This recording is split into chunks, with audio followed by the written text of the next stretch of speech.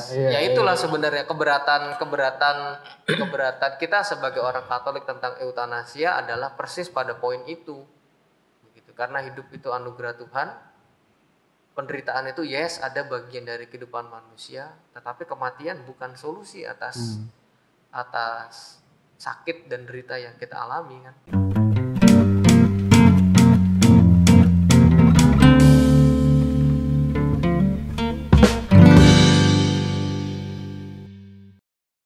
Halo sahabat seperjalanan, kembali lagi bersama kami Frater Projo Jakarta bersama Romo Antonius Baur PR. Yeay, tepuk tangan dulu dong. Sekarang kami berdua ingin perkenalan terlebih dahulu. Saya Frater Bayu ditemani dengan Frater Lionel akan membahas tentang eutanasia bersama Romo Baur, ahli moral Keuskupan Agung Jakarta. Yoi. Kalau nggak bahas tentang eutanasia, kurang lebih kan kita semua tahu ya Romo ya. Artinya itu kan dalam garis besar adalah tentang bunuh diri ataupun mengakhiri sebuah kehidupan. Bukan kehidupan, Frater Bayu. Penderitaan. Sebelum ke situ, itu kan ada yang namanya hidup berarti kan ya. Hidup. Kira-kira menurut pandangan gereja dan juga moral gereja, hidup itu apa sih Romo? Maknanya, artinya ya. Ya kalau bicara eutanasia pasti kita bicara kehidupan ya pertama-tama ya. Hidup itu untuk kita orang-orang Kristiani, orang Katolik, hidup adalah pemberian dari Tuhan Allah. Hidup itu adalah anugerah. Kalau pertanyaannya kapan hidup itu dimulai, gitu ya. Hidup itu dimulai sejak adanya pembuahan, konsepsi, pertemuan antara sel telur dengan sperma. Ya, itu awal kehidupan. Akhir kehidupan itu kapan? Akhir kehidupan ya ketika fungsi organik tubuh kita tidak lagi berfungsi.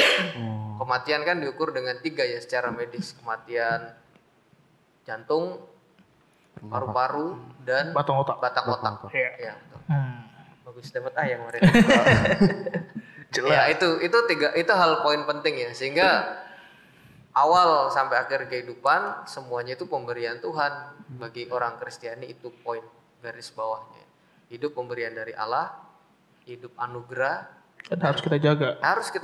Kita sebagai partner rekan kerja Allah yang memelihara kehidupan. Begitu. Nah, kalau misalkan hidup harus kita jaga Romo. Ya. Kenapa kita mengenal ada yang namanya eutanasia? Mungkin dari artinya dulu. Dari artinya. Eutanasia. Itu dibagi menjadi 2, Frater Bayu. Kemarin baru belajar. Eu itu baik. Sedangkan Thanatos bukan Thanos ya. Thanatos itu penderitaan. Jadi garis besarnya apa, Frater Bayu? Garis besarnya adalah praktik pencabutan kehidupan manusia. Itu dia. Mengakhiri kehidupan dengan cara yang baik. Maksudnya cara yang baik adalah tanpa rasa sakit gitu ya Romo ya. Eutanasia asal katanya dari bahasa Yunani. Nah, saya luruskan dulu ya. Baik, Thanatos itu artinya bukan penderitaan, artinya maut. Kata dasarnya itu maut, kematian gitu ya. Kematian, maut. Sehingga yang Frater Lionel katakan tadi benar, ada dimensi penderitaan. Lalu diputuskan mengakhiri penderitaan dengan kematian yang baik. Nah, ini yang menjadi perdebatan kita nanti. Yang mau kita diskusikan, prinsip awalnya hidup itu anugerah dari Tuhan, hidup itu baik. Tapi kenapa kemudian ada yang namanya eutanasia ini? Ini yang mau kita diskusi. Silakan Frater. Nah, itu mungkin Romo. Misalkan tadi kan Romo bilang hidup berasal dari Tuhan, dan kita tahu bahwa segala ciptaan Tuhan itu adalah baik adanya. Jika hidup adalah ciptaan Tuhan, berarti kan hidup juga baik. Tapi mengapa pada perjalanan waktu manusia kita semua menciptakan yang namanya eutanasia ini, Romo? Mungkin bisa menyinggung sedikit tentang sejarahnya ataupun keputusan apa yang pada akhirnya kita sebagai umat manusia ini memilih mengadakan yang namanya eutanasia. Padahal itu baik, hidup itu baik. Ya. Kira-kira pertanyaan ke saya langsung ya. Iya. Sebenarnya kalau berbicara tentang tema eutanasia ini, kita tidak bisa memisahkan dari satu tema penting di antara kehidupan dan kematian, yaitu pengalaman penderitaan, pengalaman sakit. Nah, poinnya di sini. Ini yang menurut saya poin yang penting untuk kita renungkan supaya kita bisa menghayati kehidupan itu yang pemberian dari Tuhan. Gitu ya. Perkara ini menjadi konkret ketika orang punya pengalaman penderitaan, sakit berat, lalu sakitnya itu udah tidak tertahankan rasa sakitnya. Pihak keluarga misalnya merasa, ya ampun kasihan banget ini anggota keluargaku udah sakit menderita. Mungkin lebih baik kalau disuntik mati saja biar penderitaannya selesai. Nah pertanyaannya tersisa, apakah memang dengan mengakhiri kehidupan orang itu bahagia? Nah kita kan nggak tahu poinnya. Malah jangan-jangan dia malah menderita. Persis pada poin itu, alasan-alasan yang seakan-akan baik, akan aku mengakhiri penderitaan dia lah. Ataupun sebaliknya orang yang lagi sakit keras yang memutuskan dengan sadar, ya udahlah aku disuntik mati aja lah, udah nggak tahan aku menderita kayak gini. Berarti ada dua jenis Romo itu ya? Nah ada dua jenis. Persis pada poin pertama ya, ketika orang itu sadar mengambil keputusan, misalnya aku udah sakit menderita nih, udah nggak tahan lagi gitu ya. Lalu saya pikir, ya udahlah saya akhiri hidup saya. Gitu. Itu sama juga dengan bunuh diri. Bunuh diri. Yes betul. Itu yang disebut dengan eutanasia dikehendaki. Ada juga eutanasia yang tidak dikehendaki. Artinya orang pasiennya itu udah nggak sadar, udah sakit, lalu keluarga memutuskan, ya udah kita akhiri saja kehidupannya. Kasihan menderita terlalu lama. Nah, artinya tindakan ini, kalau tadi bunuh diri yang pembunuhan. Yes. Ya itulah sebenarnya keberatan kita sebagai orang Katolik tentang eutanasia adalah persis pada poin itu. Begitu. Karena hidup itu anugerah Tuhan. Penderitaan itu yes ada bagian dari kehidupan manusia, tetapi kematian bukan solusi atas sakit dan derita yang kita alami kan. Itu poinnya di situ. Tapi baik. Penderitaan yang tadi dijelasin sama Romo Baur itu apakah selalu buruk gitu Romo? Itu apa namanya? Tadi dibilang sakit tiada hentinya, terus juga pada akhirnya keluarga juga harus memutuskan untuk menghentikan medis gitu, juga begitu. Jadi apakah penderitaan itu selalu buruk Romo? Ya sebenarnya kalau kita lihatlah sebagai orang Kristiani, kita lihat salib Tuhan Yesus, menurut saya itu kita sebagai orang Katolik harus bangga, mesti percaya diri dengan iman kita. Kenapa? Karena di dalam iman Kristiani itu ada refleksi yang mendalam tentang penderitaan.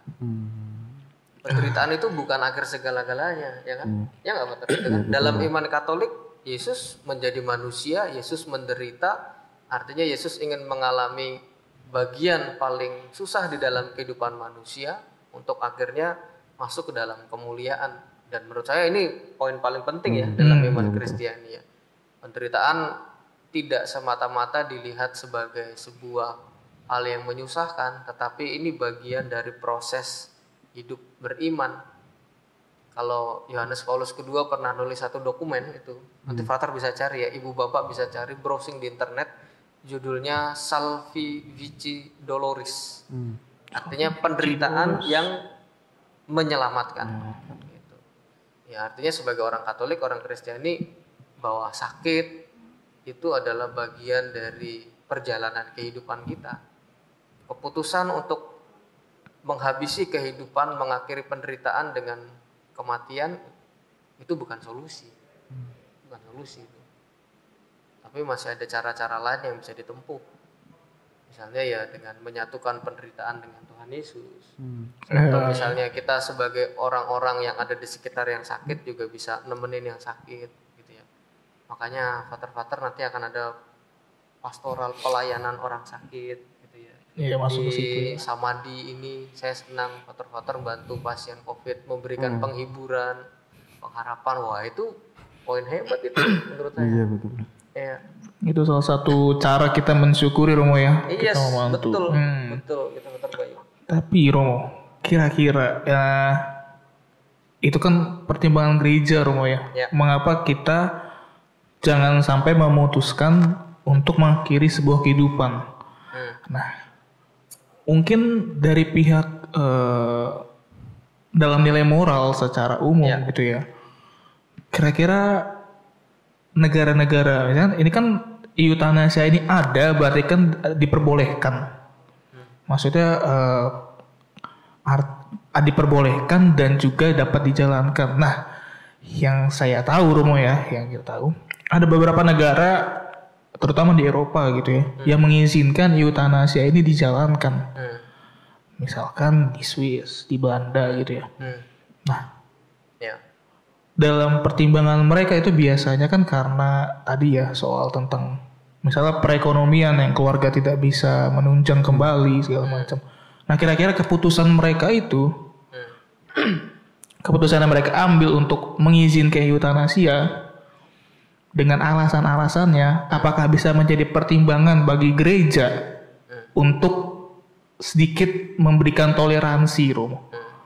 Misalkan gereja memang keras menolak eutanasia gitu, tapi misalkan mungkin ada situasi atau kondisi tertentu yang akhirnya gereja memberikan sedikit toleransi. Oke, dalam titik ini, oke gitu. Apakah bisa, Romo? Sebenarnya begini ya, saya tuh pandangan Fater Bayu, saya ingin mengatakan apakah kenapa gereja terlalu keras? Gereja selalu mengatakan gereja itu siapa gitu ya? Apakah saya imamnya, apakah uskup, apakah Bapak Paus?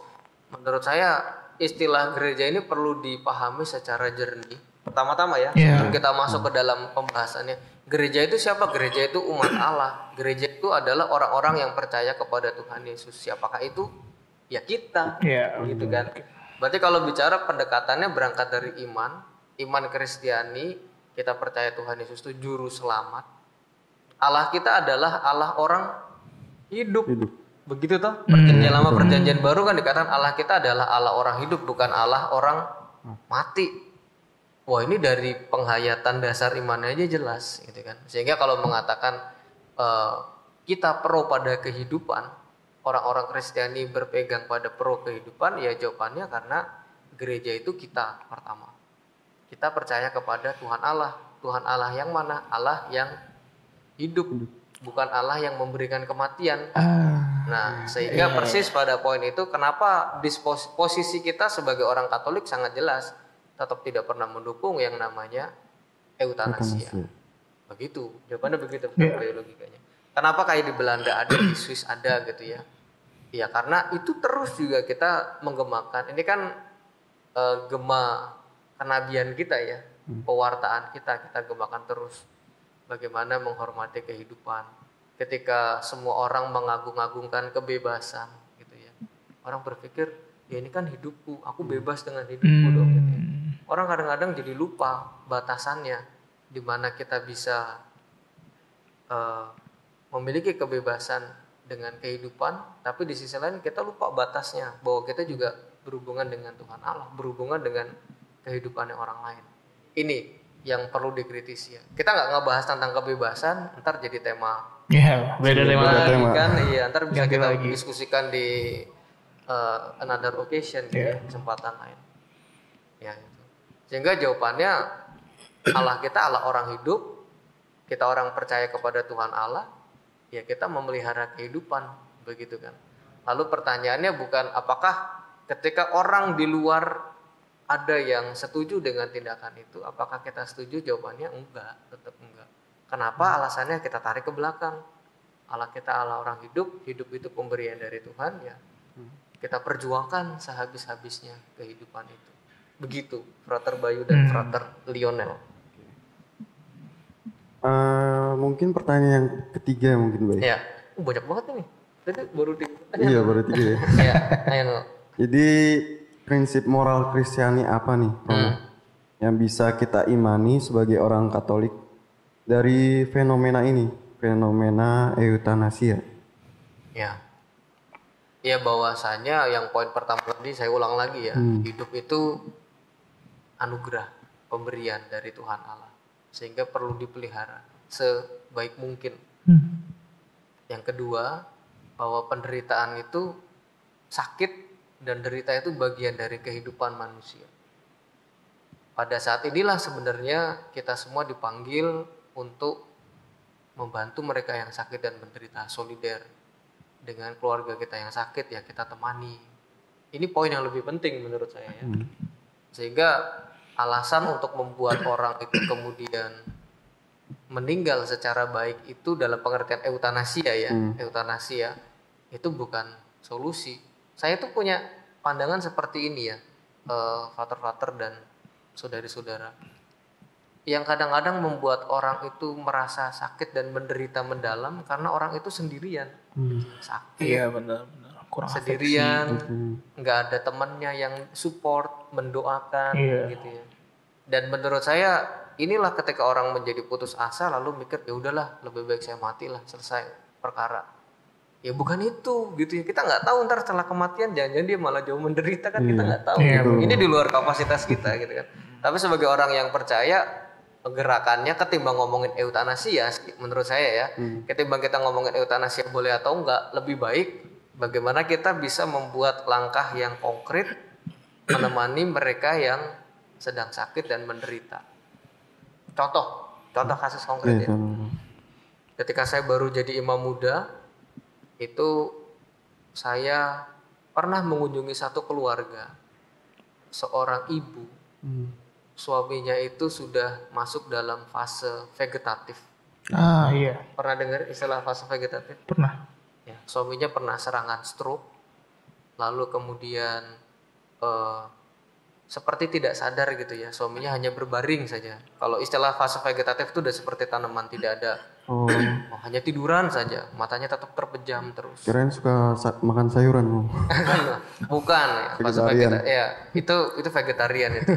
Ini istilah medis setelah pasca stroke sudah tidak sadarkan diri, nggak bisa diajak ngomong, tapi masih bernafas. Kalau diajak ngobrol dibisikin, nanti masih angguk-angguk gitu ya. Untuk waktu yang tidak singkat gitu ya, untuk waktu lebih dari hampir 10 tahun lebih ya, tapi ditemani oleh ibu itu dengan penuh cinta. Jadi ada perawatan yang dilakukan, disonde makanan, diberi tetap infus, perawatan yang ordinary, perawatan yang biasa, tapi ditemani dengan penuh cinta.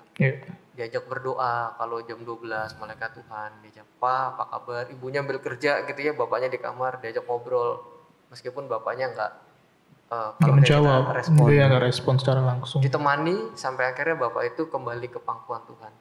Wah, menurut saya ini hebat banget gitu ya. Ini benar-benar kesaksian kehidupan tentang bagaimana orang Kristiani hidup dengan sadar memilih apa yang harus dilakukan sebagai orang Katolik yang sesungguhnya. Ini sharing. Ya, saya semoga ibu juga mendengarkan ya. Untuk saya kesaksian hidup ibu ini sangat istimewa. Ya, itu cerita dari saya.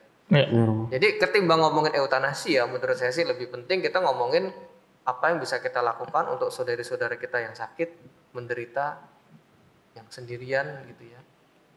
Ya mungkin datang mendoakan, kalau nggak bisa ya doanya video call di tengah pandemi. Terfater juga bisa ambil bagian. Gitu. Itu prinsip-prinsip dan yang mau saya bagikan. Berarti Romo, kurang lebih terlepas dari gereja, ya sebagai gereja, sebagai entah sebagai agama, entah sebagai institusi ataupun apapun itu yang melarang eutanasia itu ada, kita juga sebenarnya sebagai manusia, gitu ya, sebagai manusia pada umumnya juga sebenarnya harusnya tidak setuju gitu ya Romo ya tentang eutanasia. Kurang lebih kita di sini sebagai manusia pada umumnya yang sudah diberikan kehidupan secara gratis gitu ya, nafas secara gratis, dan kita harus menghargai sedemikian rupa Gitu ya. Kan kita makhluk sosial gitu Romo ya, terlepas dari gereja melarang, sebenarnya kita juga sebagai makhluk sosial, intinya adalah ya kita hanya menemani sesama gitu. Menemani sesama, lalu juga ikut ambil bagian dalam penderitaan gitu ya Romo ya. Solider. Walaupun kita tidak merasakan secara langsung, tapi ketika kita menemani pribadi tersebut yang mengalami, misalnya tadi contohnya vegetatif, kita juga merasa sedih gitu ya. Kita merasa sedih, kita merasa empati. Nah mungkin di situ kali ingin membangun sebuah perasaan nilai yang lebih tinggi daripada hanya sebatas sudah tidak tertolong lagi nih. Ya kita selesaikan saja hidupnya. Ya ini sebenarnya sangat relevan ya teman-teman frater dan saudari-saudara dengan apa yang digemakan di KAJ tahun ini kan. Gemanya kan adalah tahun penghormatan martabat manusia. Itu toh bentuk konkretnya apa? Ya bentuk konkretnya ya salah satunya adalah menemani mereka yang sakit dan menderita. Ya, betul. Bahwa ada gerakan menolak eutanasia. Itu adalah bentuk konkret bagaimana nilai penghormatan martabat manusia itu ingin diperjuangkan. Semua orang kan punya hak hidup ya. Semua orang betul. hidup itu kan pemberian dari Tuhan. Setiap pribadi itu istimewa. Bukan karena aku punya apa lalu aku istimewa, bukan karena Frater Bayu lebih keren daripada Frater A, Frater B, Frater Lionel lebih pandai dari Frater A, Frater B nilainya lebih tinggi, enggak. Kita semua pribadi manusia yang diberi kehidupan oleh Tuhan. Nah, sehingga ini poinnya tuh di situ. Ya, betul. Dan ini nilai yang mau kita bagikan kepada semua orang melampaui. Tadi Frater Bayu selalu membeda-bedakan antara gereja, masyarakat umum ya jangan begitulah menurut saya.